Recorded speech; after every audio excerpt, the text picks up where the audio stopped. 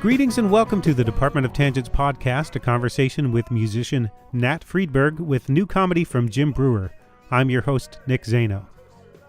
If Nat Freedberg's voice sounds familiar, it may be because you heard him on this podcast way back on episode 32 when I interviewed his band, the Upper Crust.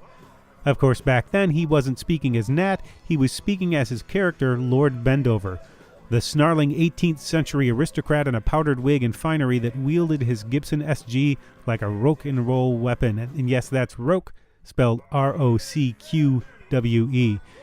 That band got some national exposure on the late night talk show circuit and opened for Tenacious D and, as Freedberg mentions here, nearly had their own reality show. Freedberg was somewhat relieved when that didn't work out, and he's very happy to talk as himself here, avoiding the pressure of having to improvise as a character that was a lot more fun to play on stage than off. Unfortunately, the Upper Crust is no longer a going concern on a kind of permanent hiatus. The good news is that means we get Freedberg's first solo album after almost 40 years rocking in bands like the Satanics and the Titanics in the Boston scene, and it's worth the wait. The adjective that pops up most in reviews of Freedberg's Better Late Than Never is tasty, and that's well-deserved. It's still a rock album, but one with a lighter touch. Guitar drenched in rich tremolo weaves around electric piano on the opening track, Devil Rockin Man. There's a more earnest, occasionally optimistic tone that Lord Bendover would never cop to on songs like Only Takes a Minute, If That's the Way You Want It, and last week's featured track, Something Good About Love. The biggest thing that doesn't change is those sweet, sweet riffs. Freedberg is skilled at filling the spaces between phrases with melodies and lines that really connect all the pieces and keep you humming long after the music stops. The album almost didn't happen when Freedberg suffered nerve damage and wasn't sure he'd be able to play again, but he recovered with a new dedication to get these songs out into the world, and he's already working on the follow-up album. Stick around after the conversation for new comedy from Jim Brewer, but now, here's Nat Freedberg.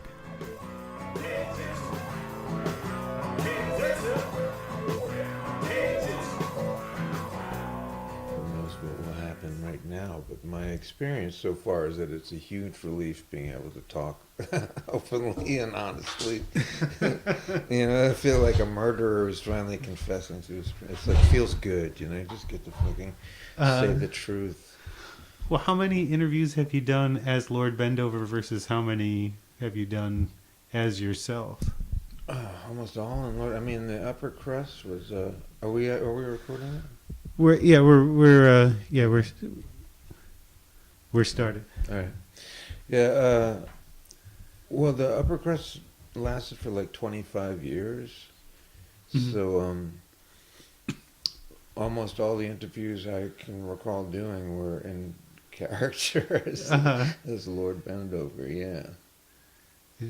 And we were speaking a second ago about how irritating that got after a while, having to be another character. I mean, I'm not that creative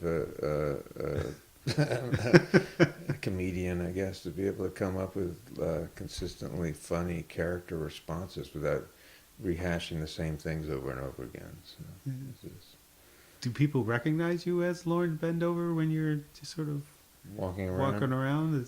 Yeah. How is that? How do they negotiate that? Because now you're not. You're not in the frippery and foppery. It never happened frequently, but it certainly, if it did happen, it was a little while ago. I don't think it's happened recently. I do get occasionally people will find me working or something, and they go, hey, what's happening? And it's just like a kind of. Worlds collide as they try to reconcile, the guy in the costume with the guitars, the guy behind the counter or whatever. Is the Upper Crust done now? For now, for the foreseeable future, yeah, we're done.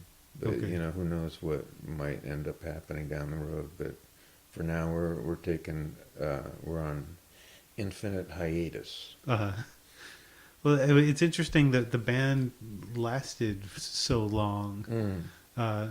it was. I think I talked about this when we spoke as the Upper Crust that it was a remarkably durable band. Yeah. It was so much past the gimmick of a bunch of guys in powdered wigs and coats. Yeah.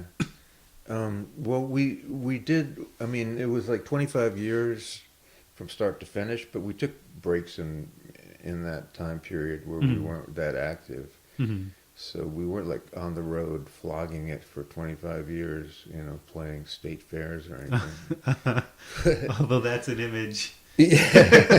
Right there. So it was always fun for us to do, and we didn't really have that much in the way of expectations, and people enjoyed it. The people really enjoyed had a lot of fun with the whole conceit, and the songs were good, and we were a great band musically, I think. So it was just a lot of fun for everybody, and we weren't really thinking anything would happen. I mean, a few things like started to happen and started to get expectations confused with with that whole thing. But like for a while there was a TV pilot that we filmed, which was where we were playing our characters in a TV comedy / reality. So it was really weird, and it got scrapped after, but it lasted for a long time, and the pilot was made at great expense, and like for a while we were thinking like, wow, we might actually be able to cash in on this, but I was always more comfortable just doing it as a gag. Mm-hmm. Well, there must have been a moment of, hey, we can cash in on this, and another moment of, well, now this is who I am, this guy from the Upper Crust. Well, I mean, for me, it was real hard to think that I would have to become an actor, and parlay, what was just it was a funny concept, and it fit well with writing songs and playing rock and roll, but that was going to be another leap that definitely stressed me a little bit to think about. Yeah. I found in my research a review from the Washington City paper of the decline and fall of the Upper Crust, about how they were surprised there was a second album. So they really enjoyed the first album, said, but although Let Them Eat Rock said all the crust had to say, the decline and fall of the Upper Crust isn't the embarrassment it might have been. And he said, allegedly there will not be a third installment, so we can be content that the Crusties quit before they wore out their concept. Right. Well, and that didn't happen, did it? No, that was in that was the second album, so that was... Yeah, things didn't play out that way. We definitely flogged it for a while longer. And like you said, the songs were there. The songs were always really, really well built. Yeah. I mean, what did we have? 5 or 6 records in total, and that was the second record. Yeah. I'm not ashamed of any of those records. I think we managed to continue to come up with stuff that was in that concept, and was good music. I think the albums stand apart from the concept. Yeah, that was always my hope and my belief that was happening. Yeah. Although there's definitely a theme, but, yeah. But they stood apart from that. Yeah, there were a lot of really good songs, and we were good players. So.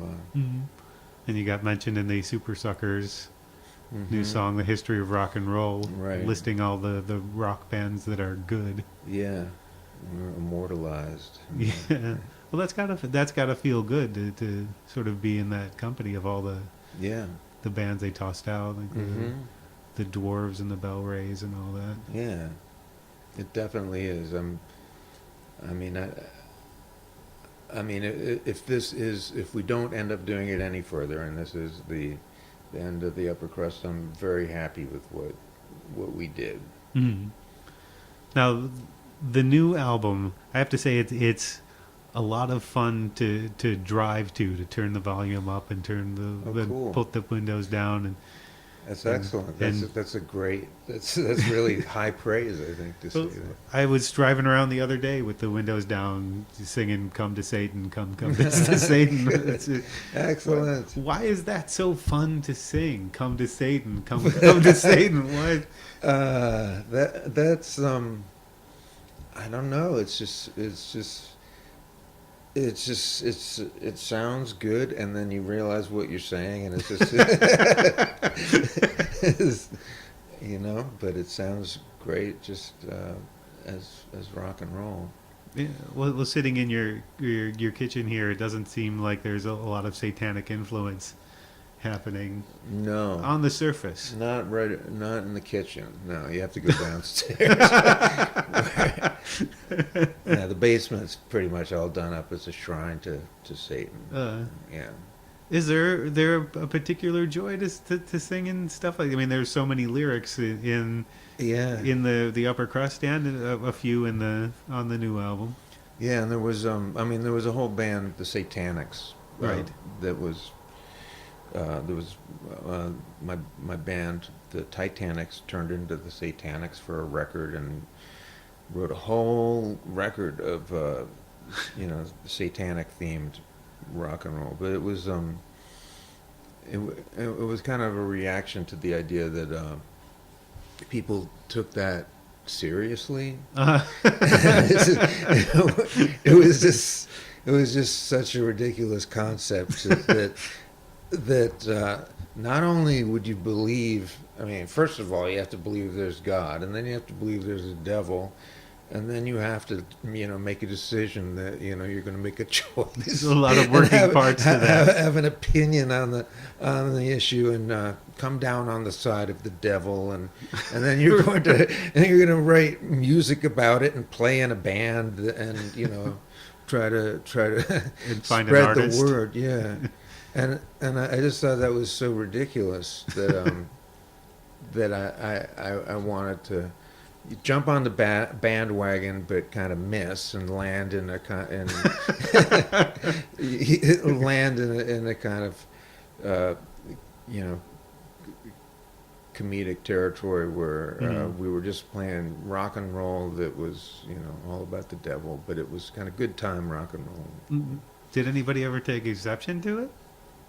Well, yeah. There were a couple of reviews that were, that thought it was just hateful. But I think most people got the fact that it was tongue in cheek. You do seem to enjoy the offensive song now and then. You have a section in your Bandcamp that is labeled specifically offensive songs. That does indeed have a couple of offensive songs. Yeah, and that's not all. That's not all of them. Yeah, for a while, I don't know. For some reason, for years, I just delighted in the idea of writing offensive songs. Mm. I don't know where that comes from, but and now I don't think it's. I might have grown out of that phase a little bit, but I still get a kick out of it, I guess. So. There's definitely a sense of humor on the new album. Thank you. As well. Yeah. And it is kind of jarring on Something Good About Love to hear you sing there's something good about Jesus Christ and getting together in the afterlife. Even as the album opened up with devil rocking. Yeah. Well, both those songs are really old songs. Something Good About Love is a really old song, and I think it comes from. In my first band, The Flies, I had a song actually called Jesus Christ, which was, kind of take. I don't know. It kind of comes from just really loving some old kinds of country music, Mm-hmm. and the whole attitude behind those, which isn't where Like the where Louvin Brothers sort of stuff. yeah, it's not my culture at all, but I can totally appreciate it. Mm-hmm. Just the sounds that come out of that perspective, and then Devil Rocking Man was initially a Satanic song, so that might have come a little later. That's still a long time ago, If it dates back to the Flies, we're talking the early '80s at that point, right? yeah. Something Good About Love is pretty old.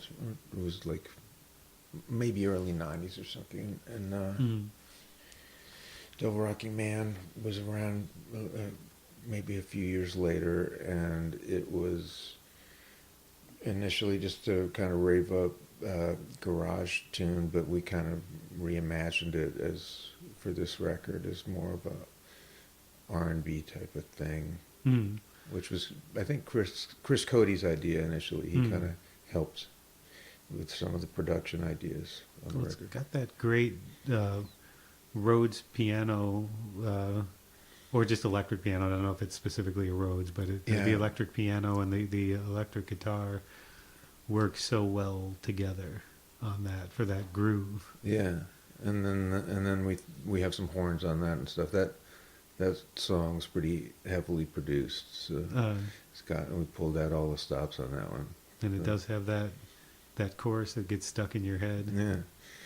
But I mean, it was weird, like recording that song, just the basics, I was like, well, this might not work this way, And I was like, yeah, Cody, thank you. That was a great idea. And then, but then as we added more and more of the instrumentation, it really congealed into, it came together into something more, that worked in that style. Yeah, congealed isn't probably the maybe most, not the most the positive fortuitous, way to put it. Yeah.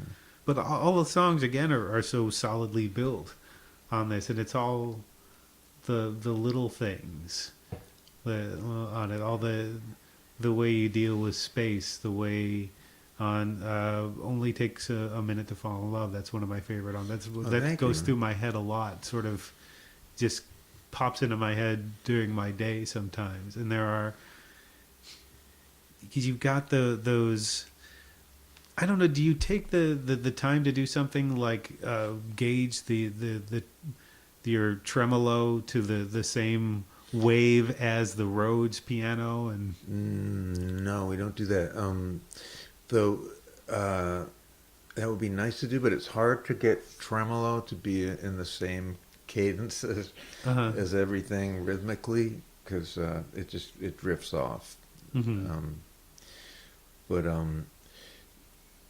Yeah, Ducky Carlisle, the producer and the drummer on the record, is an amazing producer. He's got a really good sense of putting sounds together, and he just, everything sounded so much cooler when I listened back, and after like successive passes of mixing and producing it a little bit, it just sounded better and better. So he's really good. Is there a harmonica on that song on Only Takes a Minute? Because there's a one point where it sounds like there's this sort of wash going into an instrumental part that sounds like a harmonica. No. There's no harmonica there. I can't quite think of the part you do. Is it right before the solo? Yeah, the guitar solo? It happens a couple of times. The second time I hear it, it sounds like a swelling guitar harmonic. The first time I hear it, it's got that low sort of metallic buzz of the low end of a harmonica. It's coming into. I can't think of the song right now in that kind of detail, but. I'd like to listen to it with you. And it goes up to that climb, that dun dun dun dun dun. There's that sort of that sort of climb after that sounds like it. It's hard to pick out what sometimes. I'd have to hear it again to tell you exactly what that was, but I know what you're I know what I think I know what you're talking about. It's probably just a production effect that Ducky put on the guitars. Mm-hmm. How did you come to work with him? That was actually Cody's. Cody helped put that together. Chris Mm-hmm. Cody, who was a bass player in the Upper Crust, and I told him I wanted to do some recording, and I asked him, if he'd help me find some people to do it and help put it together. And he came up with the idea of working with Ducky, and Ducky was enthusiastic about it and reminded me that I'd actually worked with him on some early Upper Crust recordings with Sean Slade and Paul Coldery.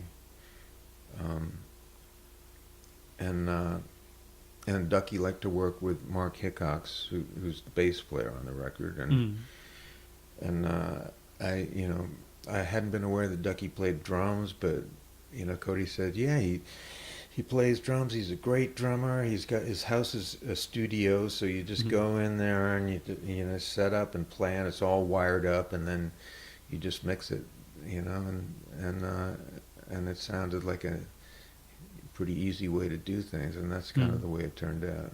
That seems like it's probably a better recording experience to have that sort of relaxed environment where you're not thinking of totally. Well, I just spent $100 looking through charts or whatever, or trying to sort out one background vocal. Yeah, and staring at the glass, between you and the engineer, trying to figure out what might be going through his mind. Right. It's a really nice setup out there. I hate to advertise Ducky's studio, but because I'm afraid I won't be able to get time there if he gets too popular. He just won a 3rd Grammy actually, so yeah, he's in demand now. Yeah, we're lucky to have good studios in the Boston area. Yeah, we sure are. Boston is a great place to be a musician. I mean, these aren't easy times to be a musician. Right. There's no. People are still trying to sort out the income flow for how you might actually make a dollar as a musician. But in these days of digital, distribution or whatever. But Boston is a great place. It's a great community. There's so many cool people, and there's still great places to play. I mean, it's changed a lot. There's not big rock clubs the way there used to be, as many of them, but... No, or they're at least not dedicated to rock sort of clubs. No. People are playing in more intimate spaces and playing styles of music that are a little bit less, like hard rock. That's kind of not popular anymore. But, yeah. Well, it's... People sometimes say, a certain genre is done. I don't know exactly why they're saying this, because as long as there's somebody listening to it, it's not done. Like, I'm a big fan of Americana, and people have said over the years, over my lifetime of being a fan, that music, alt country or Americana or whatever form it's taken, that's over now. Like, well, but I just saw... How can you say that when Sarah Shook is... and the Disarmers are touring? Right. How can you say that when Drive-By Truckers and Jason Isbell are huge? Yeah, I think the focus just moves from one thing to another, and people assume when it's not in the news cycle that it doesn't exist anymore. But, even though there aren't as many clubs that are in the 200 to 400 capacity range with hard rock playing every night. There's I'm still playing rock. This new record is not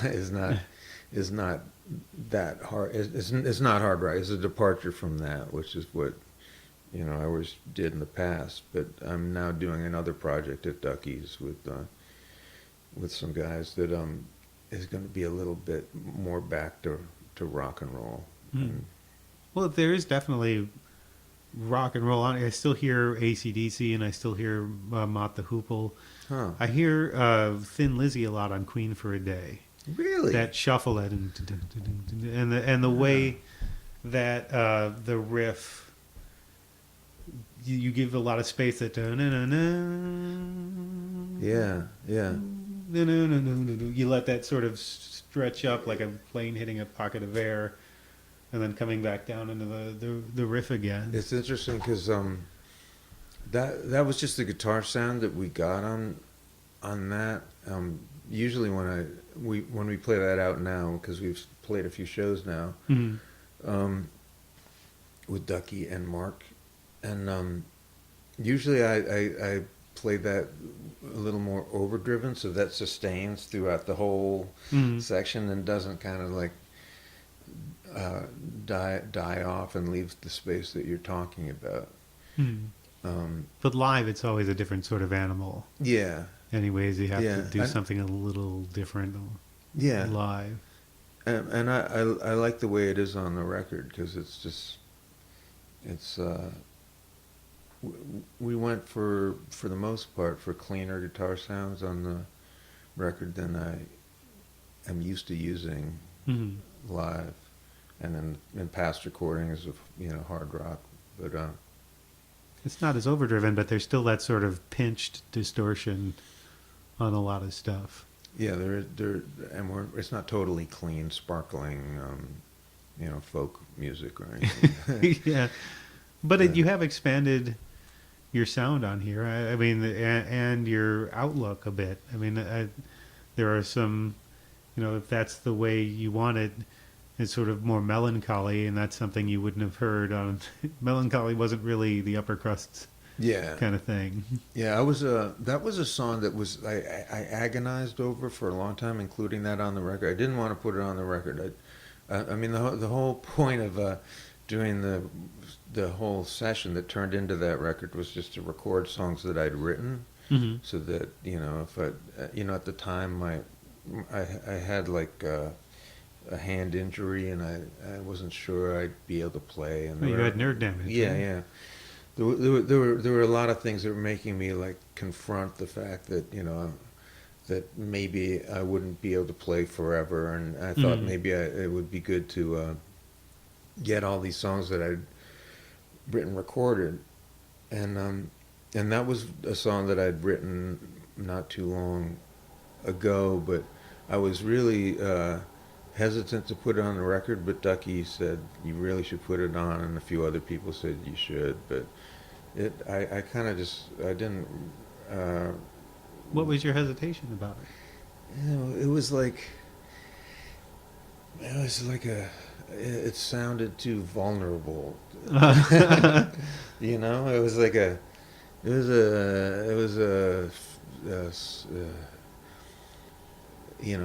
a lost love breakup song, and that's not something I was sure I was comfortable putting out and standing behind just as a reflex after so long of playing that fist in the air kind of tongue in cheek rock and roll. Yeah, it wasn't tongue in cheek at all. There's nothing funny in that song, and there's nothing rocking about it. It's a soul, a neo soul ballad, and again with the great Rhodes playing on that. Yeah, that's Tom West. Yeah, and there's so many great musicians in Boston. It's great to be able to play with some of these guys. But yeah, I mean, I thought when I recorded it, I thought, well, this will be great. It's a good, solid soul ballad, and maybe someone will hear it and cover it, and I'll make some money. But I didn't think it was a good idea for me to release it myself. But I think sometimes people have the tendency, when they get a few songs that kind of sound alike, let's make an album that all sounds like this song. Yeah. When if you put in a song, you have a few of those songs at the core of an album and some other songs that push you out into different areas. I think the album can be so much more satisfying because they take you to a different place for a little while and you come back to that core. It just sort of, you go more places as a listener in that within an album. Yeah. to include stuff like that. And I think it fits with Only Takes a Minute to Fall in Love as well. Which is another, That's song about lost love, I guess. Yeah. It's vulnerable, but you also get to let the guitar play, so you get that Yeah. that Yeah. sort of majesty of rock. Right. It's the lyrical conclusion there is like, oh well, that happened. Now let's let's keep on rocking. Yeah. Yeah. So do you hear the things that I heard, the AC/DC and the Mott the Hoople and the Thin Lizzy, or do you think that I'd love to hear where you hear those things. I'd have to go back. I forgot to bring the album in Okay. with me, but there are just in a lot in the guitar playing, and maybe it's something about the SG that does it. I don't know if you use the SG mainly. Through Yeah, this. that was a main guitar. That SG that's on the record cover, and a Les Paul. But there's a lot of riffs in here. A lot of it you don't necessarily just pound the chords away like some people might think that's what power rock is. But you've got the one song. I wish I'd brought the list in. There's one where you have this sort of, you have a riff going underneath the verse. And you think of Heavy Metal Cow, maybe? No, it's Okay. third or fourth on the album, somewhere in that. And then you don't start, and the bass player is playing this great sort of drifting figure up and then down, sort of up and then down. Yeah, you're talking about And that's when you get to the chorus. Oh, it's If I Could Be the One. Yes, exactly. Yeah, That's and I couldn't remember the name of this song, but I knew what you were talking about. It's great. That's a great riff, and the what the bass is doing in there moves the song along, Yeah. because it's got that doom, doom, doom, doom, and up and then down and up, and while the riff is staying static. And then when you get to the chorus, everybody's on the same Yeah. page and punching. That has a hard rock chorus on it. Yeah. Yeah. But like you say, most of the song is kind of psychedelic, things, kind of riffs that interlock and repeat. So I like that song a lot, and that's one of my favorite songs on the record. It's hard to choose between the ones that get stuck in my head are Devil Rockin', Something Good, and Only Takes a Minute. Those are the three that stick in my head. Mm-hmm. Well, for whatever reason. Mm. And I don't think that they're the ones that you're sort of choosing to punch as the singles, like Madam Butterfly and the title track.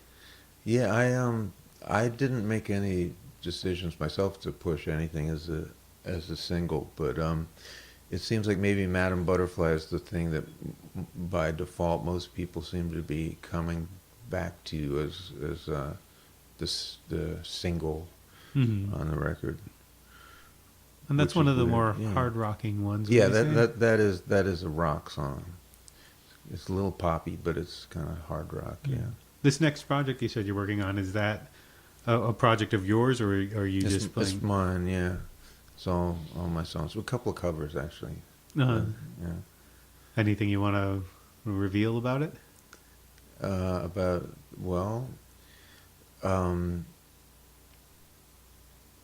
It's going to be 10 songs long. Uh-huh. It's going to be a 10-song record, so that makes it a full-length album. I only had 9 songs, and but we have to go back. We have to go back and record the last 4 songs on Wednesday. So I had to write another one like the day before yesterday to make it 10 songs, because I felt 9 songs was a weird length for a record. So Yeah. so I wrote the last song is called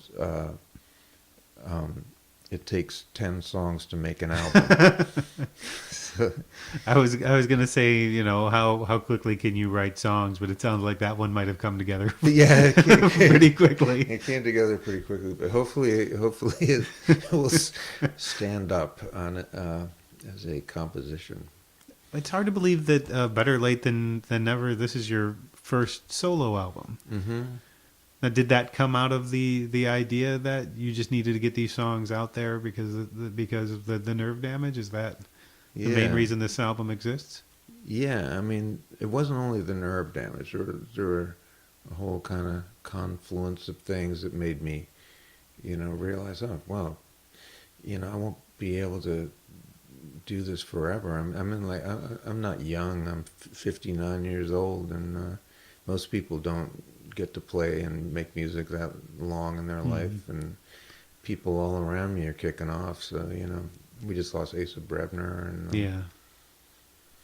So yeah, I just thought, like, well, if I want to do something, I might as well get it done at this point. Yeah, and well, that I talked to Corinne Ashley about this after his sort of recovery and coming back. The idea that it can be taken away from you is a scary thought. Yeah. Especially the first time it occurs to you. Because I think you go through a long time in your life thinking, oh, well, this is what I do, this is who I am. Yeah. And then something happens. Yeah. Yeah, it was a time of self-reflection. So, yeah, and I thought it was a good idea, but I didn't mean to make a record one. I just meant to record some songs, and then Ducky's a pretty good producer, and it started to sound like a record, so that's what ended up happening. And now I'm like writing a bunch of songs and doing this new project, and I got another one that's going to come after that, because this next project will be a little bit more rock and a little bit more fun, and then I'll be back to trying to follow up the current album with more serious singer-songwriter type thing, So you're already 2 albums deep after this. So yeah, I'm projecting into the future. Yeah. Yeah. You don't want to overlook this album though. What are you? No. Are you? As far as you're concerned, or is this one sort of already done and now you're moved on, or? No, I'm not. I think about that sometimes. I mean, I have moved on in the sense that I've written a bunch of songs since that. It took a while for the record to come out, and I've started on these new projects. So my head right now is in the new material and writing new songs and getting them recorded. But the record just came out not too long ago. Officially was its release date. So it was in February, right? Yeah, February 15th was the official release date, which is a month ago. So so what caused the nerve damage? It's pretty boring. Cubital tunnel syndrome, which is when your nerve gets pinched in your elbow, and consequently you lose the feeling and the ability to move very well, your little finger and your ring finger. That was on my left hand, which is the hand that you really need to have fine motor skills with to play guitar. Right. Even if you have the muscle memory, if you can't feel the strings. I couldn't feel the strings, and I couldn't control my fingers or make them. There was a long time when I couldn't play at all for months. And then as I got through the recording project, I got a little bit, I was able to do the basic tracks. And we got Kevin Barry to do the leads, because I'm a lousy lead player anyway. And it was, I really wanted to be able to, use some of these amazing musicians that we have here in Boston to see what my songs would sound like with these guys on them. But yeah, it took me I'm back to where it's still, the pinky's still numb, the ring finger's a lot better, but I can move them both pretty well now, so I can I can play guitar. Well, the recording was probably therapy, physical therapy in a way too, because you had to. Probably was. Because Yeah. your rhythm playing isn't just sort of banging out power chords. There's a lot more going on there. Yeah, I play a lot of open strings and licks that are not, standard rock and roll stuff. So. I mean that's part of what makes this such a. The word I've heard used a lot. Sorry, is that it's a tasty album. And I concur with that as well. Who said that? It's somewhere in the materials that I was sent. I think I've seen it online. I don't know who exactly, but I've seen it a couple of times, and that was sort of my first thought running through it. It's a very tasty album. Part of that goes back to what I was saying before about those little spaces in between. It's not just okay. These are the 3 or 4 chords of the verse, and then here are the 3 or 4 chords of the chorus, right. And then there's the bridge. There's connective tissue in all of those that are the little licks, and like the thing I mentioned in Only Takes a Minute to Fall in Love, that dun dun dun dun dun, and that's sort of how that flows into that transition. You've got all those transitions. You've got all those licks between even between lines within a verse. Yeah, I write songs built on guitar figures that I come up with, and I record them on my phone, and then they come together into songs. But they're mainly from. I just really love the guitar, and I love to play guitar, and a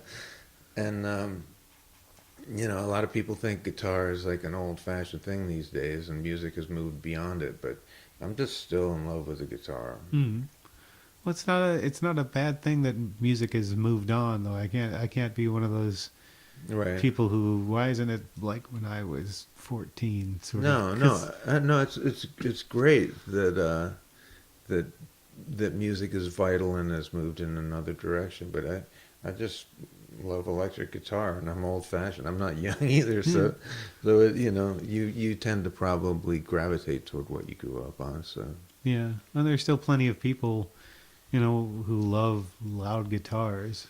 Built to Spill is selling out. Their clubs and theaters, and I've seen the drive-by truckers, fill up the Paradise, and that's a 3-guitar attack. Right. Frequently when they get Jay Gonzalez off the keys, and it seems like it might not be what's on the radio all the time, but there are still a lot of people who love it. So yeah, well, like you were saying, I don't think any genre of music disappears. It's just the focus shifts to something else, because even if it's there's one guy somewhere listening to all of those harmonica orchestra albums that got released in the 50s and 60s. Yeah, my older brother, who's in his 70s, is part of a ukulele ensemble, and they play old ukulele numbers, and they love it. Yeah, that was hot for a while. It's cooled off a little bit, I think. But maybe, But then you get people, that gets hot for a minute. Then you get people like, Jake Shimabukuro, who's this ukulele master who can play Queen songs on ukulele. All these things that bubble up. Yeah, something good comes out of him, and then he's still touring. Yeah, there's no such thing as, well, maybe that's going too far to say, but I mean all kinds of music have their place, and there's certainly some crappy music out there, but I just, the only thing, I'm not a trained musician either, so I can't read music or anything. I can't play anything but guitar, and even then I don't know what I'm doing, and I need. Sometimes that's good. Yeah, I was playing with Charles Hanson yesterday, and he told me what what the meter that a part of the song was in. I was like, huh, what is that? I'm not. I don't consider myself a musician anyway. I'm just a guitar player. But that's a strange hair to split. Yeah, I guess maybe. A bit. But sometimes that also keeps you more open than somebody who thinks they've learned it all already. So you might still be learning, where another person who says, I'm a musician who plays guitar. Like, well, maybe you've decided you've learned everything you need to learn. Yeah. Well, I'm still writing music. I mean, I'm a songwriter.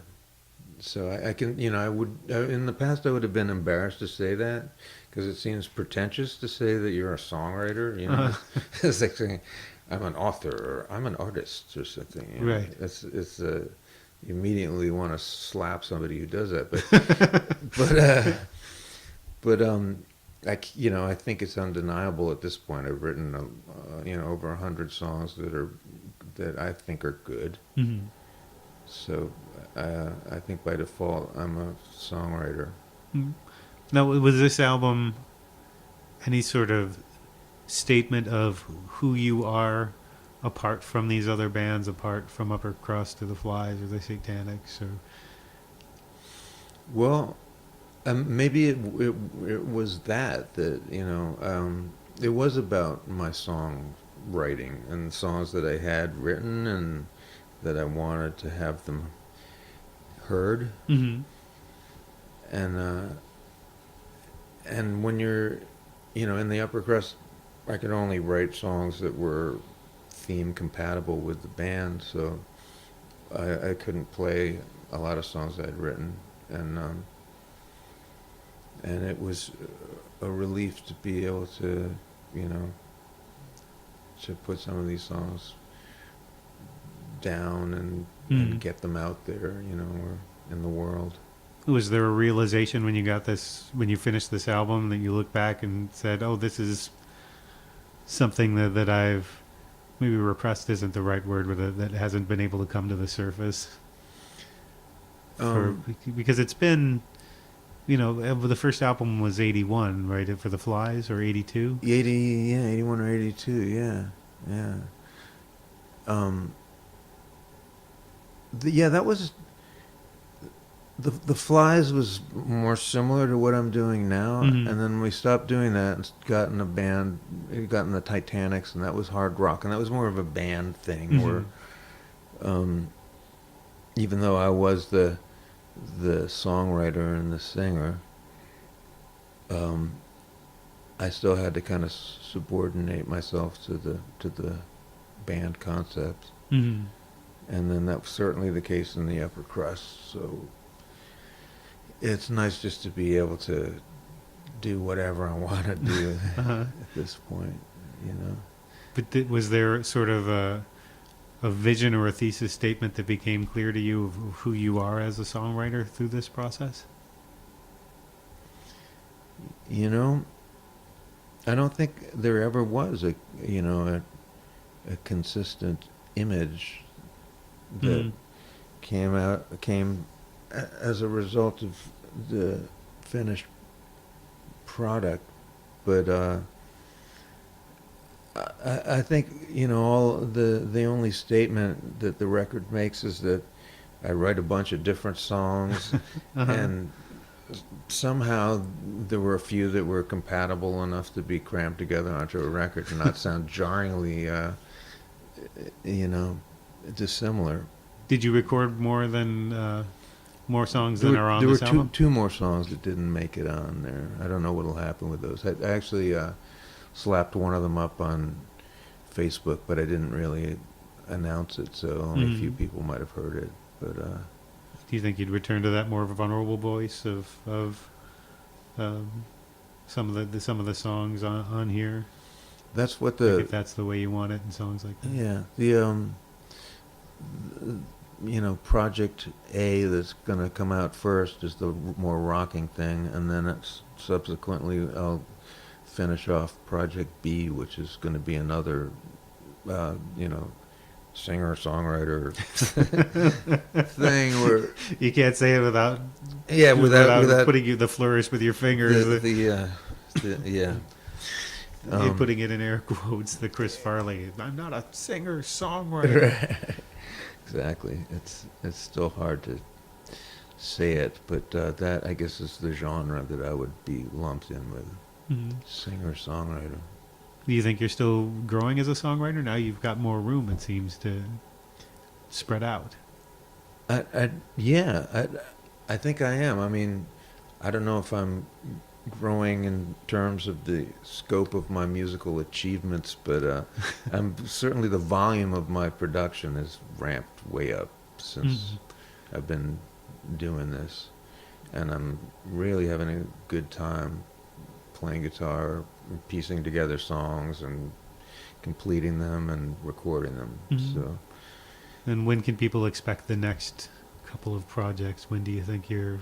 The first one, we're recording it'll be all mixed by the end of this month, hopefully, and then it's just a matter of who I can convince to put it out, and whatever's involved with artwork or whatever, if a physical CD or whatever is released. Will it be on Rumbar again, do you think?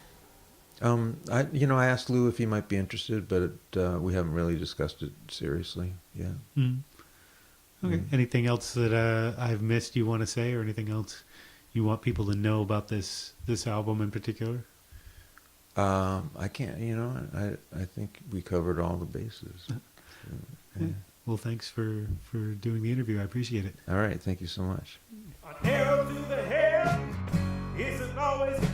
Thanks again to Nat Freedberg for sitting down with me to speak. You can find more about the new album on Rumbar Records' Bandcamp site, and find more of Freedberg's stuff on his Bandcamp site, and find more about the Upper Crust at theuppercrust.org. And if you liked this or any other episode of the Department of Tangents podcast, please consider subscribing and or rating and reviewing us on iTunes, Stitcher, or wherever you get your podcasts. It's a big help, and you'll have my undying gratitude. You can also find photos and videos for each episode, along with music, comedy, and horror-related news and reviews at departmentoftangents.com. And remember to check back next week for an episode with filmmaker Christina Raya, whose work I've written about frequently on this blog. This week's featured track is Colonoscopy Part 1 from Jim Brewer's new album Live from Portland. I caught Brewer last year at Comics Come Home in Boston, where he did an inspiring riff on life and death. Things got complicated over the holidays, but I finally caught up to speak with Brewer for a mini-cast that will be out next week about love and mortality, two themes which figure heavily in the new album. You get the tiniest hints of that in this track. Colonoscopies are necessary, yes, but not fun. Unfortunately, I speak from experience on that account, but we'll leave that topic be so you can enjoy this instead. Here's Jim Brewer with Colonoscopy Part 1 from Live from Portland. I hate when the doctor said, the first thing he said, he was like, you're going to have to start taking a baby aspirin every day. I said, for what? Well, you're 50. You're going to be dead soon. You want to preserve the death.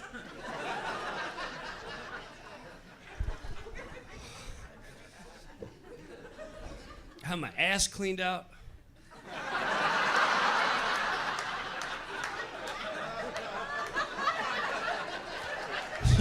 You haven't you don't realize how vulnerable you are and where your life's at until they go, you really have to have your ass cleaned out.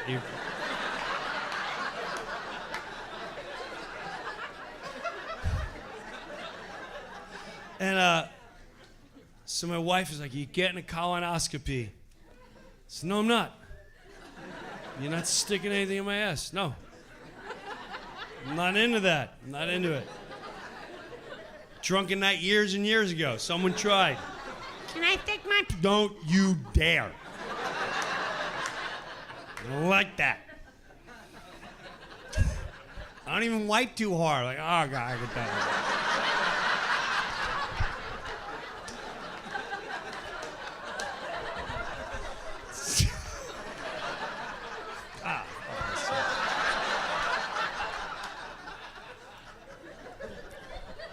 That's just me.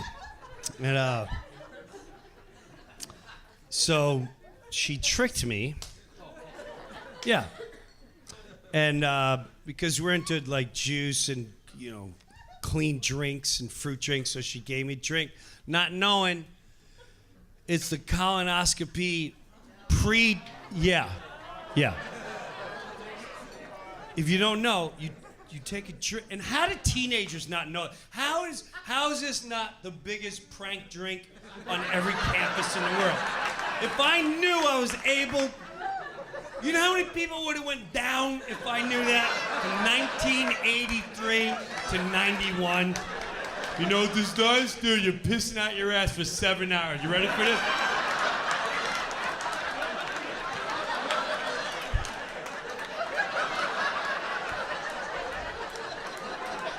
Takes about 2 hours. We gotta keep it going for 2 hours. Jeffrey, got your shot. Drink it up. I've never in my life, and it's not just once, it's hours. You're just pissing out your ass for hours. And then it starts burning, your ass is burning, because it can't, it's like dry, it's had too much.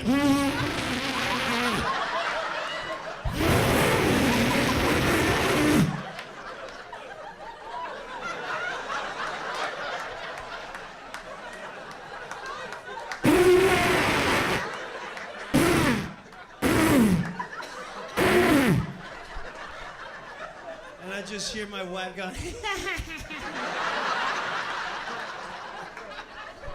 you want some wet naps?